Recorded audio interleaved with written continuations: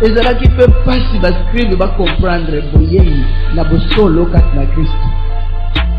Yango wana abanda kolobake, je suis la lumière qui luit dans les ténèbres. Mais comment moi ezalaki lumière pe ezalaki ya lobaka ezali lumière ezonga la kat na moli telema ndenga nzambi pole poni ni molili ezipaki molili eni butu bolalaki nza butu bolalaki te enseignement onyoso ya lokuta enseignement oui fungoli mama ngomba balabala nyoso 2 3 4 5 l'église ezali pasi malheur pour la tata lo yenge nini bino bopigre na bisambeli wana te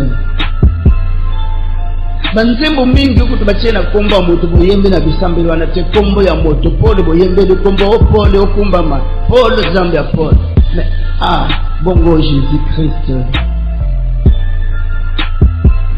et pour le malheur que pour la batamoki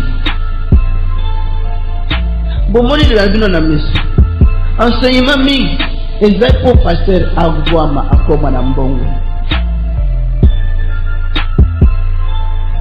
mulolo ya moto wana koti bongo yo tango kota ki babeta ki mulolo te pourquoi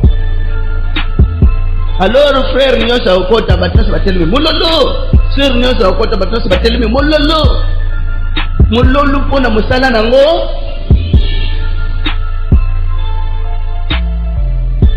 edisika pe mingi bosambela po yo ya fuka mapona koyana makolo devant pasteur ne sachant pas tango ndeko na bino telemi awa yende serviteur na bino ezalo kula ndengo zana bonne ou bien garçon ya chambre pona bongisa la kanda kunde yende yo nde patron vous en avez boyoka vous en avez comprendre que ce qu'est la vérité. Jamais le monde ne comprendra la vérité parce que moto azali déjà étouffé dans l'enseignement mondain. Parce qu'il y a 2 évangiles s'il vous plaît. Évangile du ventre il y a pour Lukambongo et c'est vrai baluki bambongo fait mingi va s'enrichir facilement. Mingi ba komi ba serviteur soi-disant il y a Dieu. Musa nzam akwa akokana na ba ministre te.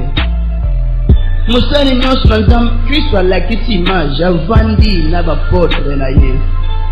Ba militaire ba koti bokendo kukanga.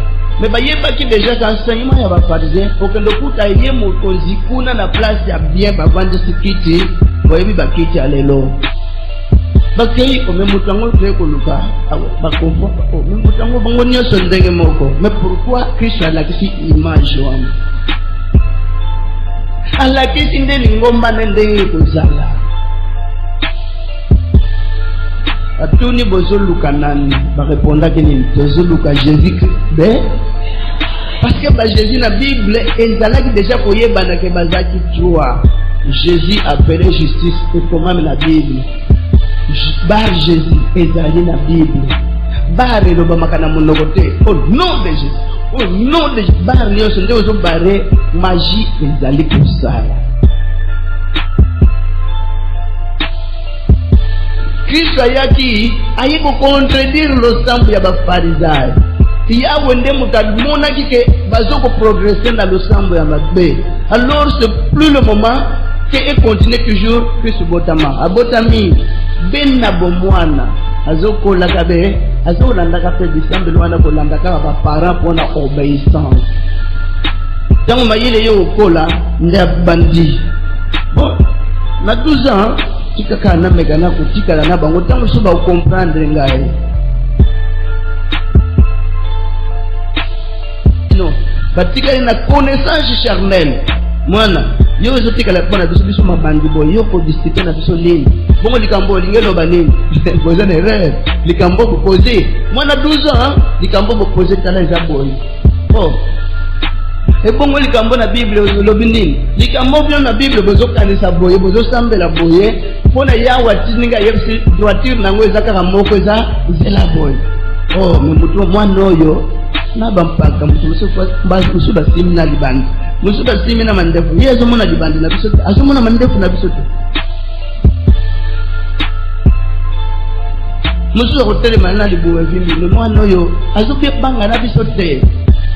Pona olakisa liloba oya mukili ezipaka mukili na molindi na lokuta ezalaka eyaka liboso. Eyaka liboso, s'il vous plaît. Enseignement charnel, enseignement nyonso bazoka bayekoli na mayele ya bato ya mundele. Eza étude cours molimo bayekola ngona classe te. Pour le moment, vous n'avez pas besoin de cours bibliques, ça ne sert à rien. Cours biblique motonda zo peso mayele na ye na likanisi ndenge ya interpréter verset 1.